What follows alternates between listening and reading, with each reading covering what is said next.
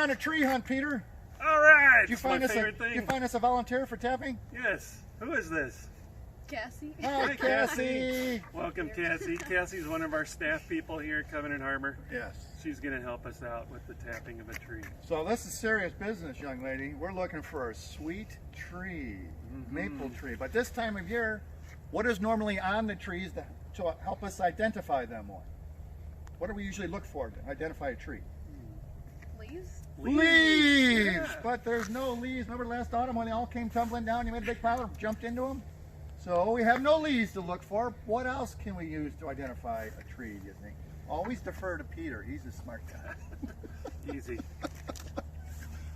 What do you think?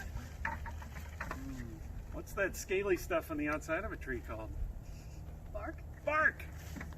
Yeah. So you can look at the bark. Each tree has its unique type of bark. And the way the branches divide and so forth. Branches, yep. Alternated or opposed. You can watch another video about that stuff. Yes. But we've already been very careful in picking out a tree for you, Cassie. Because we do want to be careful because we don't want to tap into a tree that's sick. So we're going to look up into the canopy first to make sure important. we're good to go. And obviously we're not going to tap a baby tree, are we? No baby trees. Big trees. We want a mature tree.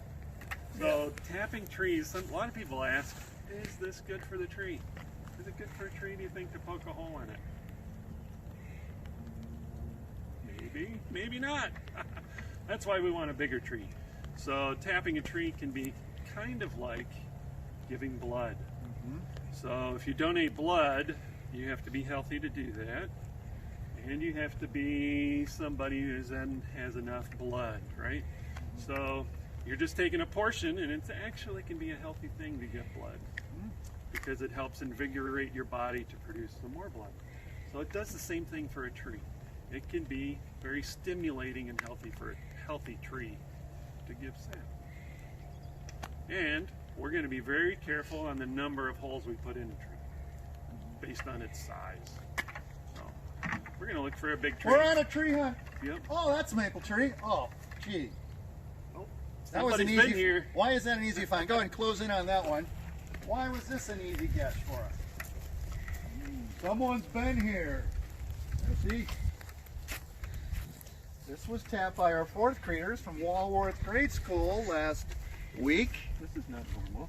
Oh, so we've got the sap collecting. Again, about dinner time. We'll come over and empty this. Any raccoons in there? No raccoons. All right. There's a couple of bugs. Charlie Chipmunk, has he left the scene? So there's a sap bag. But this tree's already been sapped. Some of the trees are mature enough we can put more than one bag on or line. But one thing that can help you identify a tree here at camp are former tap scars. yes. So if you look around, here's one right here. This one's pretty old, but there's newer ones. There's one right here that's a little newer. You can see where they've tapped trees before. This one. That's a nice tree. Yes. Nice tree. Good tree. Flaky, silvery bark. It's good to talk to your trees. You know it's good to talk to your trees? Oh yeah. All right. Always listening. Let's look for another tree to tap. Yes. Not the one with the painted number on it, though, Tim. No. And it's an overcast day, so we can do the north side of the tree today, right? Yeah. We got the lake in the Yeah, why not? background, and there's another maple, silvery. Cassie, would you like to warm up your little pointy finger? And we're going to have you point to a spot on the tree that we're going to tap. We don't want it too high. We don't want it too low. Convenience for emptying the bag. You know, we're not getting any younger. So right around in here, when you're ready, go ahead and point to a spot, and we'll get the drill out. And by the way, when you put your finger there, please keep it there. Don't move it, okay? Pick a spot. Yes.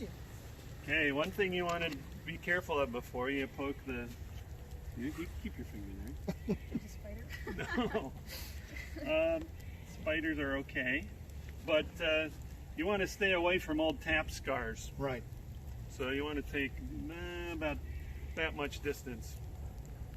Be generous. So in that kind of a circumference, just look for old tap scars. Do you see any old tap scars around this spot? Maybe, no. That looks generally okay. I think we'll be okay. Oh, leave her alone. She's doing fine. Go ahead, do your pointy finger thing. Is that your final decision? Yes. Okay, don't move your finger. On 3. Ready? 1, 2, 3. Go. Good job. Give it up for Cassie. She did a great job. Woo! Oh, I'm not doing this. Get in here. You're all over this. How about the angle of the drill, Peter? What angle should we go in at? Good question. So you don't want to go perfect 90. You want to go slightly less. Okay. See that? Okay. So the sap can slide down the slide. So this particular tool is called a bit and a brace. Okay. The old-fashioned drill. All right. So you have to have a drill that's set up perfectly for your spiles. Oops. That's my favorite. Don't break my favorite drill. This is a That classic. drill and I go way back. Okay, so this drill bit has a little bit of paint on it to help show us how deep to go. It's just our guide. Okay. All right, Cassie, you're not done yet. You get to help drill. Come on, Cassie. So I'll give it the brace on the bit, and you're just gonna start turning the drill. Oh yeah. Wow. There we go. You have one of Nice these in your job. backyard, Cassie? You've been practicing? Oh yeah. Well done. So part of the trick here is to keep this super steady because you want a nice clean hole. You start wiggling it around, it won't help that spile, Wow, you got sap already. which Tim is going to talk about here. Yes. That's what we put into the hole. Hey, you're doing a great job, Cassie. Your arm getting tired? Yeah. Is it? Yeah. See, it's a lot of work. This is just one tap hole. All right. In We're an average getting close. season, we have hundreds and hundreds of tap holes. All right, perfect. So if the sap was flowing, this wood here would start coming out wet. And it's a little bit dry. So we're gonna slowly just back this baby out. Careful, don't hurt that tree. That's not helpful. Yeah, that was the drill I had last week for my kid. We problem solved. Yep, There you go. okay. All right, we just made a little boo-boo in the tree, didn't we? And as we tell our little ones, Cassie, what do we put on the boo-boo before Mom and Dad put a Band-Aid on? Neosporin. Here's our Neosporin. It's just bleach water. Let me see if it's You want tie-dye today? No, thank you. Would you like to spray a little medicine into the little wound so the tree doesn't get hurt? Spray it right up All right. in there. Very well. A little bit more. Make sure that's nice. Well done. Now we're just going to walk away and let the sap dribble all over the ground for the ants and Charlie the chipmunk, right, Jeremy? Charlie the chipmunk and Rocky the raccoon. No, we want this. So we're going to collect it, and the first thing we do is put in a little straw mechanism that's called the spile. You ever heard that word before, Cassie? Nope. It's an easy one to remember because spile rhymes with that little word that describes the curve on your face. That says everything's going to be okay. All right?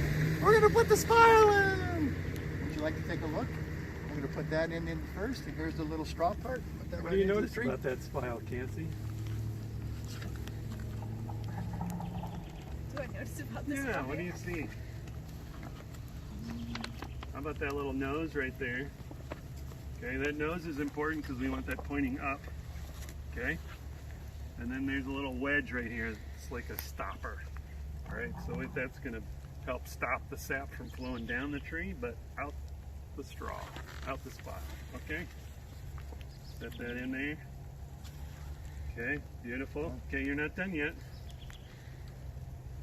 Here's where you get to do a little tap that baby right in there. Not Not too a hammer. hard.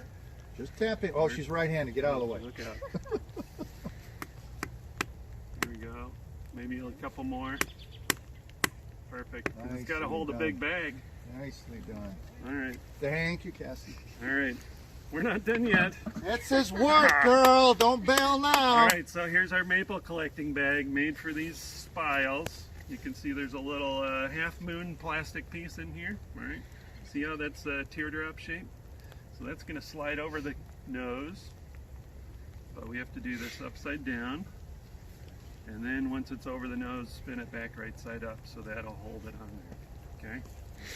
All right, so you may have to open it up a little bit to make sure you get it in there. This is the tricky part. Sometimes it gets a little Well. sticky. Oh, look at well done. You're hired. Well You done. did a great job. Thanks for All right. putting the hood down, too, to keep Rocky the raccoon out of here. Yep. So now we wait. And keep an eye on it, and when it fills up, we'll come by with a bucket and we'll just tip it like this, pour it right into the bucket, and walk back to the shed with it. Off to the maple shed. And we make our syrup. When do we get our maple cookies? That's the final product. That's the Oh, reward. yeah, that Oh, is. did you know? Hey, you know, friendly family at home, you can order maple cookies. We make our maple cookies and maple oatmeal pancake mix, Cassie. The best. They're the best. Oh. Secret recipes. Something we'd be serving normally, the pancakes, Right. on our Maple Fest day, but unfortunately we cannot. But we made a lot of mix, so you can order it. We'll send it to you. You can enjoy it right there at home. But thanks for joining us along the shores of Kishwaukee, otherwise known as Geneva Lake at Covenant Harbor. Have a great spring, happy Easter, and let's go get a maple cookie. Let's go get a cookie. God bless.